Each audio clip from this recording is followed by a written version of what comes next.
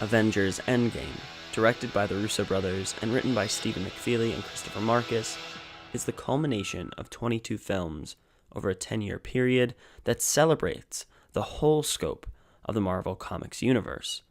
From moments where an ordinary man or woman discovers the undiscovered country of their seemingly unlimited powers, to their discovery of the responsibility of those powers, and the consequences that come with those that choose to oppose them, whether it be others or themselves. Avengers Endgame, while it is a rollicking good time, with all the ingredients that make up the touchstones of what the all-time great movies have, it doesn't quite reach that coveted height. Whatever it takes. Endgame picks up immediately and in the middle of the aftermath of the snapping. And this is where Marvel finally reaches the gravity of how truly deep the Infinity Gauntlet and Thanos' power truly is. And that is exactly what I wanted from Infinity War. We're in the thick of the massive consequences that Thanos' deeds have birthed, from large to small, and the world, nay, the universe, is changed forever. After a shocking failed attempt to reverse the chaos and strife from the Avengers, Nebula, and Captain Marvel, 5 years go by. In these 5 years, the people of Earth are in a constant state of mourning. How can one move on from such a catastrophe? We see Black Widow's desperation and exhaustion to provide counsel and comfort to her friend, Hawkeye, in his massive loss. We see Thor lose his mind and shape, for that matter, transforming into an alcoholic, and we see Captain America, a man who understands what it's like to lose his entire world, console and share in the pain of those around him. We have scenes where it seems all hope is lost, and there is truly nothing even Earth's mightiest heroes can do about it. That is until Ant-Man comes back into the world. This is one of the best aspects about Endgame, that sometimes it's not the mightiest of all heroes that make the biggest impact or the big world-changing event. Paul Rudd has one of the best performances as Ant-Man and was great throughout the entire film, bringing important driving points to the table constantly with the right amount of gravity and emotional alertness. In addition to Paul Rudd / Ant-Man, Karen Gillan as Nebula finally gets the shine she deserves. The character of Nebula is, yes, massively flawed in that she almost worships her father, and at one point fully believes that his decisions are just, despite his horrific and abusive actions towards her. But over her arc, she slowly realizes that this whole time, that the person that truly loved her, after a time, was her sister. And now that her sister is gone due to her father's terrific bloodlust and obsession, that she has to be the one that brings him and what he calls his accomplishments down. And the way Karen Gillan plays it over time is fantastic, as it subtly grows after each appearance.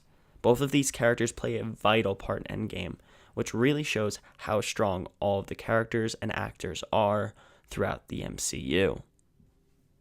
While I have an admiration for these quote-unquote smaller characters / actors, I have to talk about the big ones.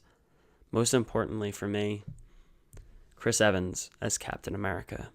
I am what you might say a little bit biased, but Cap has always been my favorite superhero since I was a child. Ask anybody in my personal life, and they know that Cap has always been my favorite. And 10 years ago, I wasn't sure who Chris Evans was. I knew he had the look of Cap, but after his performance in the first Avenger, he really blew me away. Every single MCU movie since, the man has stayed true to Cap's ideals, his evergreen positive outlook, and his compassion for those that can't defend themselves. And he stayed true to the very end, despite losing his world for a second time. He remained unconquerable until the end. The ending he deserved, although I think it could have been better executed. More on that later. Another great performance comes from Mark Ruffalo, who is finally able to work within a singular mixture of Hulk and Bruce Banner, where he conquers a different kind of enemy, himself. And through that, he is able to do what the Avengers and the universe needs him to be, a guy that can revert to violence if he needs to, but can also use his wits to go around violence if it can be avoided. Chris Hemsworth as Thor is challenged as an actor once again to change who Thor is. From his days as a headstrong, ignorant prince who thinks he is owed his father's kingdom, to a witty and fully powered god. Endgame, Thor is the best we get out of Hemsworth, as he transforms himself once again to a man that struggles with his emotions and completely lets himself go, resulting in a literal, physical blob of self-blame, lacking in confidence, and alcoholism. The Russo brothers take risks in Endgame, as while they still adhere to the MCU format, where you have pop culture references, jokes, and massive action set pieces, they play with the audience's emotions and expectations at times, having a lot of moments where you think they're going to go the cheesy, over-the-top way of servicing fans, and then flip it on its head. They know exactly what the fans want, and they give it to them in ways they couldn't possibly have imagined. There are some of the best shots in all of superhero films as well. The cinematography also completes the circle of the development of a somewhat light color scheme in the very first few years of the MCU to the bright and moody color palette of the more recent films. Despite some of the best laughs, emotional scenes, and action in any comic book movie, to me, there are still flaws to Endgame, and probably my biggest problem is with Tony's sacrifice. But I wanted to get into the smaller ones first. There were a lot of tone shifts in Endgame, where for a long time you had emotionally charged and very serious scenes. You're in the midst of these emotions, these big ideas, and then it would make a hard cut to a joke that didn't feel appropriate in what was just going on in the previous scene. It was almost like having two separate movies being edited into one. You knew which scene was going to be funny, and you knew which scene was going to be super serious. Another shift that made me feel a little upset, as it felt super forced, was the ending for Captain America and Steve Rogers. It could have been handled so much better. There really will be, for a lot of people like myself, only one Captain America, like in the comics, Steve Rogers. He's the first and quintessential Cap, and his personality and compassion for the people he defends outshines the rest of them.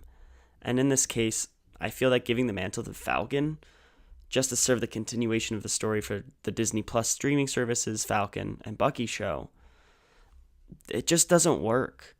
And I know that it's definitely a change and that he is canon in the comics, but can he really take up this mantle and be a convincing Captain America, going from basically a forgettable character as Falcon in this series to having the mantle of one of the best and most important characters in the MCU? I don't think he can. And here comes my hot take. I don't think Tony should have been the one to sacrifice his life. It's not earned for him to be the hero of heroes.